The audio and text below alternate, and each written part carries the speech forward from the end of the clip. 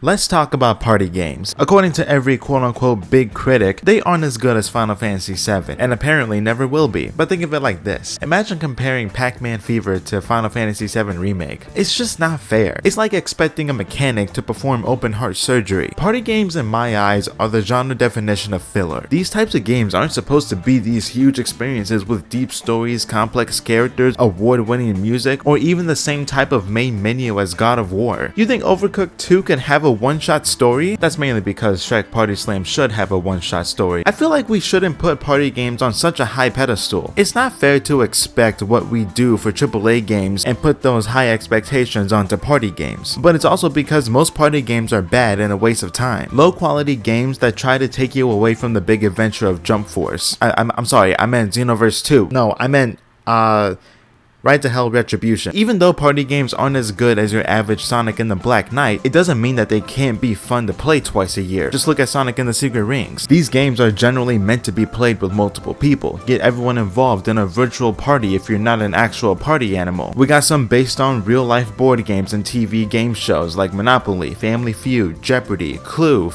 Twister if you feel like receiving a restraining order. Most of them play the same as if you're actually playing the actual board game or if you're on said TV show. But what about the more unique party games? Taking a mascot of any medium and putting them into a party setting. That's how you win a copy of Sonic Shuffle. The general gameplay for these types of games is where you roll the dice, move your character, and play a minigame, and then rinse and repeat. Some stuff will happen in between, some stuff won't. That's just how it is. It's a glorified original board game in a video game setting, so kind of similar to the general setting of Monopoly, except you don't have to worry about taxes. There are so many different versions of these games with different mascots in different settings, but one franchise is the master of this type of genre, although at a certain point there was a big dip in quality, and I promise it was definitely not Wii Party, because last time I checked, that game didn't have a plumber. Mario Party is infamous for so many reasons: the luck to skill ratio, ruined relationships, permanent palm damage, and worst of all, thinking Mario Party Advance was a good idea. Mario Party made its debut on the Nintendo 64 with an amazing trilogy. These games are nothing but brutal in every aspect you can possibly think of when it comes to any party game. No hand-holding is allowed here, so if you're ready to slam your 5-year-old through a coffee table, you better get those palms ready. No single player is safe from the wrath of Mario Party 1 through 3. So after a few black eyes, we get the next 4 games of the franchise on the GameCube with Mario Party Advance somewhere in there. These games are great ways of continuing the legacy of Mario Party, as it'll never be fair, and in my opinion brings in some of the best in the franchise. After the GameCube days and some more major injuries, the next 2 Mario Party games are my 2 personal favorites in Mario Party 8 and DS, motion controls and touch controls. The most unique Mario Party games at the time and still probably are to this day, and future installments on the Wii seem to be in good hands. And then Mario Party 9 released the way it did.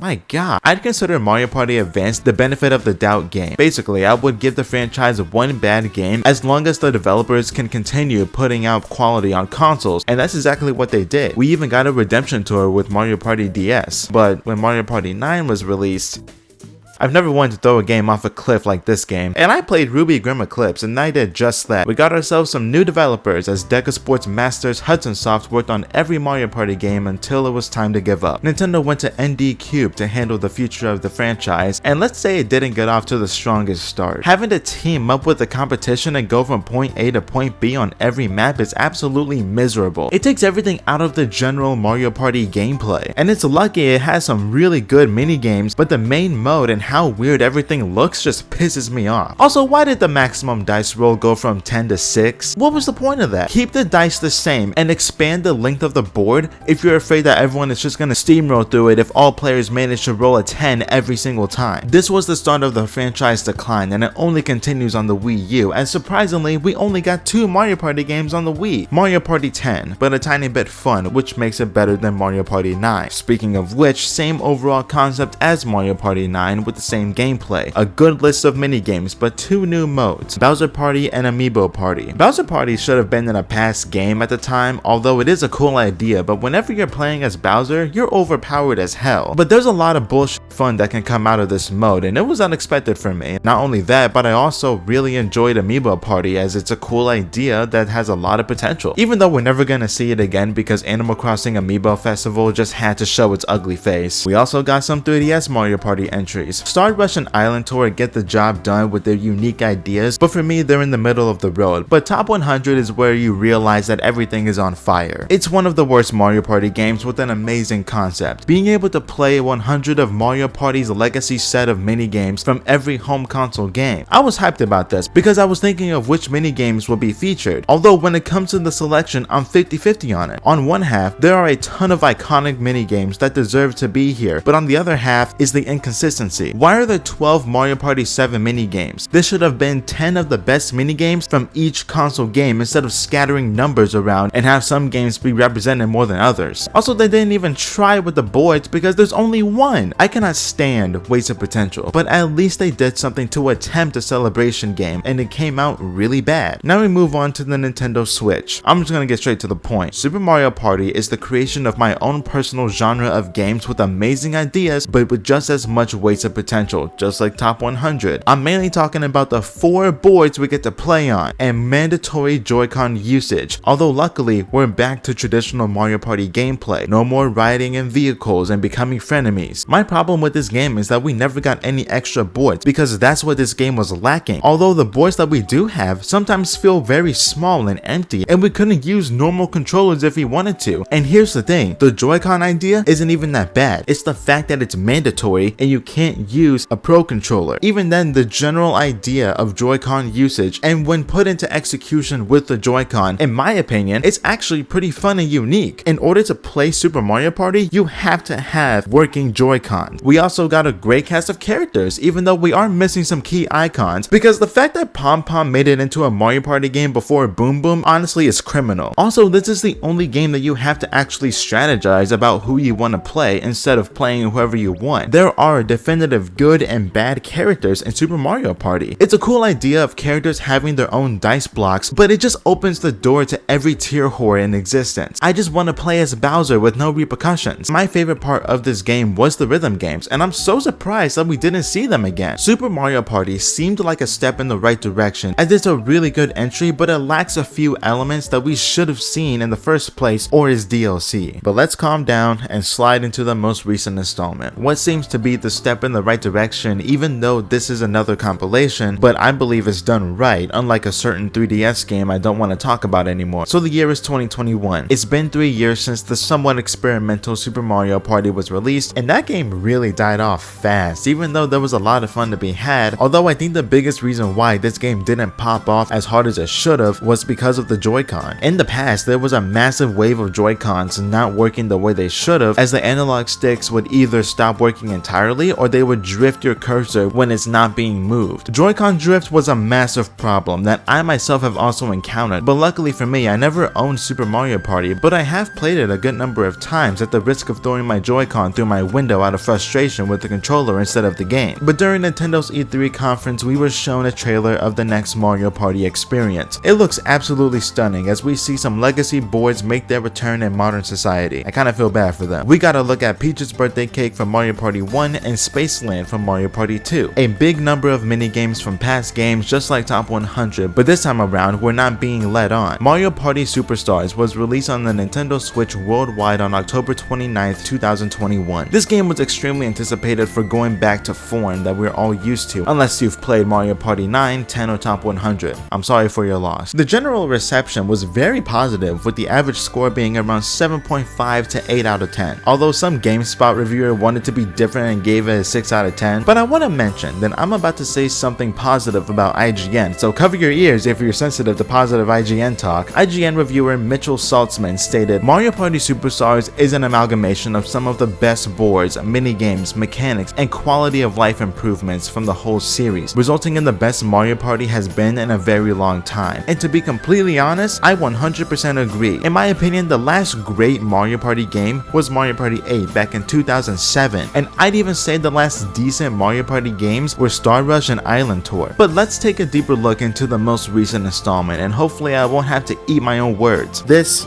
is Mario Party Superstars. Alright, let's start off with the main mode and see what we have to work with. I'm gonna go deeper into characters, boards, and all that good stuff later. I want to go over the general gameplay before we get into specifics. Mario Party is a game where you take turns rolling a dice and traveling around the board you're playing on. At the end of every turn, you play a minigame for coins. Everything that happens in between turns is basically random. Literally anything can happen. The main goal is to have the most stars by the end of the game, and whoever does is rewarded the superstar. But the best part of Mario Party is the insanity and bullshit that will occur. There's no right or wrong way to win in Mario Party. You can go all out on offense and get all the stars you can and set the pace of the game, although that will put a massive target on your back to be targeted. You can play defense and grind up coins so you can spend as much as you want. You can adapt to the other players' strategies, or you can just play around and do your own thing. As usual with every Mario Party game, we got a variety of spaces to land on. Blue spaces that give you coins, red spaces that make you lose coins, and there's a variety of action spaces from starting minigames to event spaces that either affect the board you're playing on or give you random stuff but mainly coins. Item spaces where you play for an item that'll help you out. Lucky spaces where you get something that will quote unquote help you. Chance time that does exactly what you think if you're a cultured party gamer. And finally the Bowser space, which can be anything other than what actually looks nice. Although Bowser's a tease and should be playable in this game, same thing with Bowser Jr. You can play a certain amount of turns ranging from the minimum of 10 going all the way up to 30. Unfortunately, Nintendo doesn't believe in their players thinking they can't endure 50 turns anymore. But the general gameplay is exactly what you think. Unless you played these games, then you wouldn't understand, and I'm sorry, but you'll have to come up to the front of the class so you can understand what I'm saying. It's nothing personal, but you have to learn why you're wrong. Comparing the normal gameplay of Mario Party Superstars to past entries, it's very interesting to me because sometimes in Superstars it feels a bit more watered down compared to the N64 trilogy, the GameCube Quad trilogy, and even Mario Party 8, because most of the time it feels like nothing is happening every time you or other players move. In the older Mario Party games, it feels like something is going on with every single person's turn, whether it be event spaces, Bowser spaces, chance time, or others. I think it's because I feel a split, a variety of spaces, because there are a good number of spaces to land on, but it also feels like there aren't that many spaces to land on, if you know what I mean. I'm pretty sure that every board has one chance time space, and the more I think about it, the boards feel somewhat smaller to the originals. It's hard to tell, but when things get going near the middle of the game all the way to the end, but honestly, I might be overthinking things. The overall gameplay is great, but now it's time to get into the specifics. Starting with my first huge negative, the cast of characters. I'm sorry, but what the f is going on here? I know this game is a blast from the past, and I'm aware that the past games had a maximum of 8 characters, but why are we locking specific characters to be hosts of extra modes? This is the most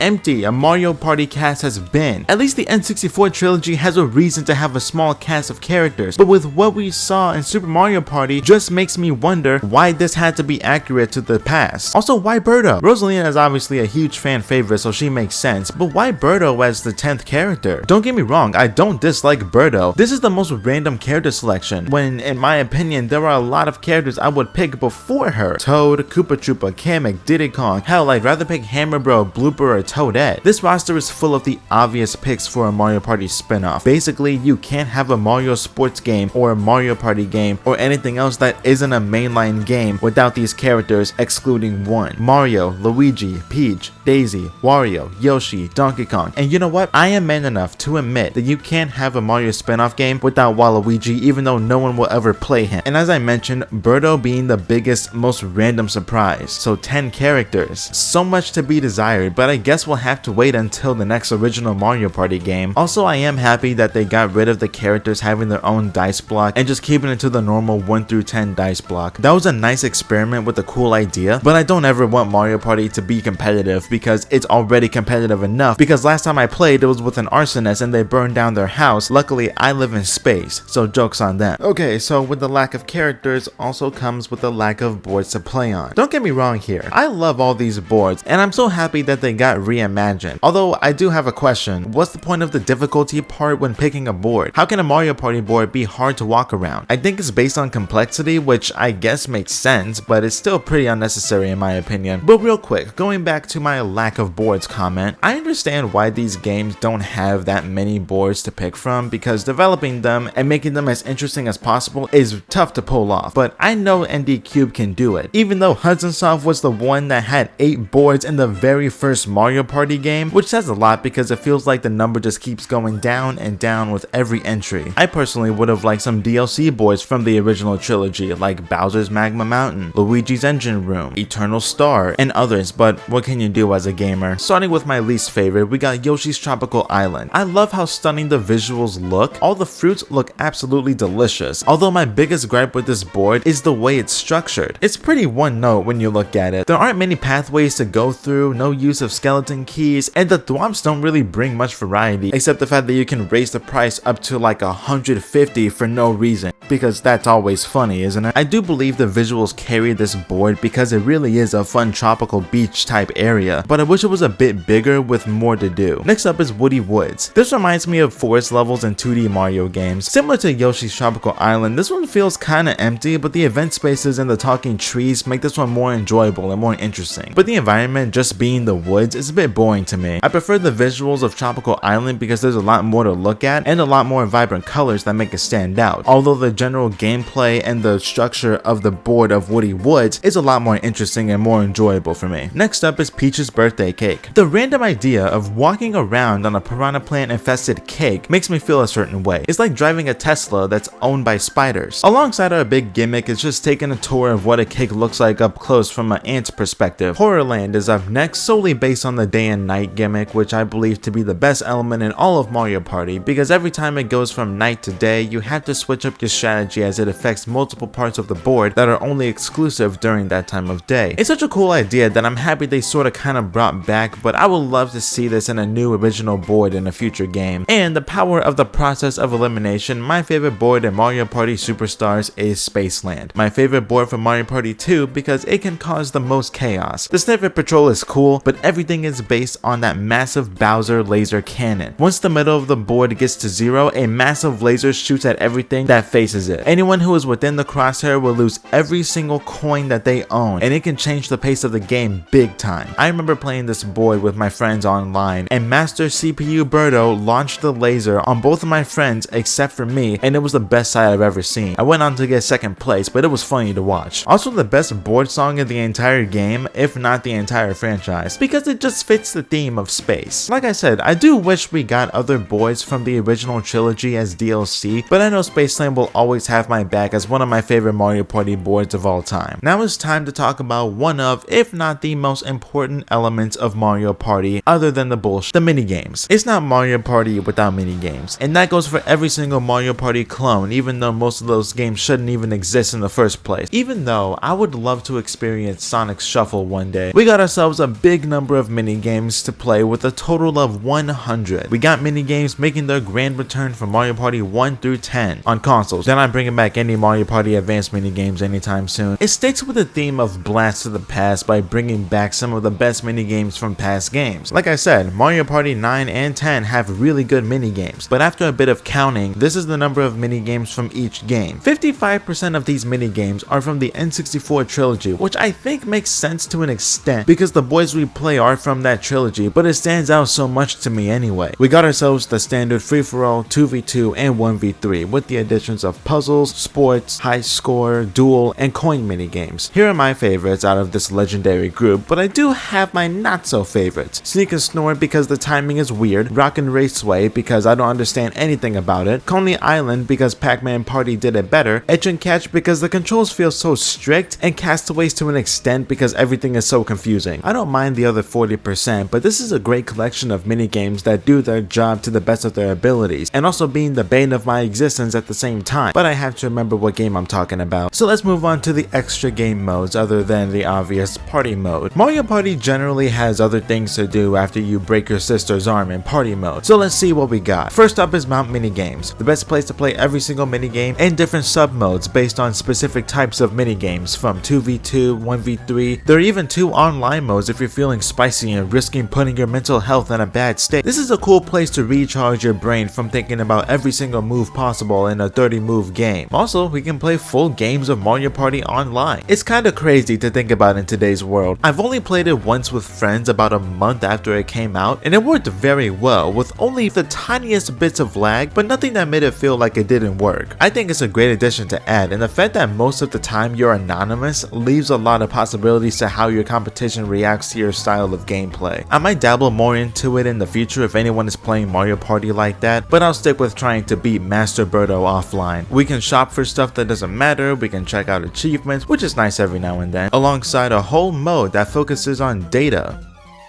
This is what modern gaming has come to, hasn't it? From changing music to deleting games of Mario Party that you want to forget. Also, whenever you're playing offline, every turn your game saves. So if you have to turn your game off, you can get right back to where you started instead of having to redo the entire game all over again, which is a very nice quality of life element that I hope they make a staple in future games. But basically all you can do is Mario Party and mount minigames, so luckily that's enough, but sometimes it feels like the bare minimum. But why not bring back the decathlon from Mario Party 5 and even top 100? I really just said that, didn't I? Most of the past games have more content to work with. I never understand why Nintendo gives us the bare minimum nowadays, but that's a topic for another day. Luckily, Mario Party will always give out endless entertainment with every game that's played because no one can predict what's going to happen, but that doesn't take away from the fact that this game could be a lot more with enough extra content. But with what we have in Mario Party Superstars, it is enough, but it also feels like it's not enough at the same time. There's a lot to love and a lot to feel disappointed about with Mario Party Superstars. I feel like this game is somewhat of a double-edged sword. With the positives come very noticeable negatives. The classic Game Boys coming back is great, but the quantity should have been expanded on with DLC. There's a lot of ways Nintendo could have implemented more boards into the game, but as soon as the game came out, they just left it out to dry and never came back. There are so many ideas that will never be acted upon. I know developing multiple boards is rough, but I don't think a few more would hurt. This also goes for characters. At least the first 3 games have an excuse to have such a small lineup of characters. Even then, Mario Party 3 added 2 more characters, and then after that, every game added at least 1 or 2 characters. If we weren't gonna get new boards as DLC, why not characters? Why not go back to the GameCube era of Mario Party and create new NPCs to take over the roles of these other characters that could be playable? Toad, Shy Guy, Kamek, and Koopa Troopa should be playable. Why not bring in Toadette, Diddy Kong, Pauline, other common enemies like Super Mario Party did? I don't understand the constant state of minimalism. It's very frustrating to think about because Nintendo has all these legacy characters, but they refuse to use them. They did it for Super Mario Party because that was a new original game. Why limit themselves to what they can do just because this game is a representation of the past? If we can have 100 old minigames, I know we can get a few more boards, more playable characters, and more modes to play around with. I'm 50-50 on this game because on one hand, it's a great product that achieves its goal as a Mario Party game, and it's a great choice, but on the other hand, it's wasted potential and some very interesting decisions. I can only hope that the next original game gives us more to work with and goes somewhat in the same direction as Super Mario Party to an extent. Mario Party in its prime was the peak of multiplayer gaming. Every game has something new to show off, and all of them were very successful. I'll even say the same thing about Mario Party DS. It's a really good Mario Party game on a handheld. Even then, at the very least, they tried something with Mario Party Advance, but the limitations of the GBA held them back to make something that's nearly the opposite of what Mario Party is as a franchise. To think I would rather play Mario Party Advance than 9, 10, or Top 100. The slow fall off of Mario Party after 8 honestly hit hard, and it hurts so bad. The new gameplay elements of Mario Party 9 should not have been duplicated. I can understand it as an experiment and trying something new, but the fact that Nintendo consciously decided to give it to us again really makes me wonder what they were thinking and why we never went back to the usual formula with Mario Party 10. Mario Party Star Rush and Island Tour also seemed very experimental, but at least those experiments makes those games more unique in a way. And then there's Top 100. An amazing idea to celebrate Mario Party's legacy, but in my opinion was executed in the worst ways possible. I think Top 100 should have been what Superstars turned out to be, but take 10 of the best or most popular minigames from Mario Party 1 through 10 to make it a true Top 100 instead of spinning a wheel and choosing inconsistency. Mario Party Superstars can afford to be inconsistent because it's not false advertising. Originally, I saw Super Mario Party and Mario Party Superstars as the next step for the future of Mario Party. Party, although I really should have been looking at Super Mario Party since Superstars is just a compilation game, and it isn't going to be the reason why we get Funky Kong in the next one. But in a sense, it could affect the future of the franchise a little bit. Mario Party Superstars is a great entry, but at times it can feel very minimalistic. The positives are such great additions, but the negatives don't make the game worse, it just makes me think about what could have been. But it feels like there were very few ideas thrown at the wall. It makes this game feel very safe. No risks were taken like Mario Party 9 or the first two 3DS games to make it stand out in a more positive way. But it's been nearly 3 years since this game came out and nothing has been added, so we'll just have to stick with it until we get an announcement for a new one. Although bringing back Tug of War will always be funny to me. And you know what, the more I think about it, we should probably ask Bandai to make a Tekken party game.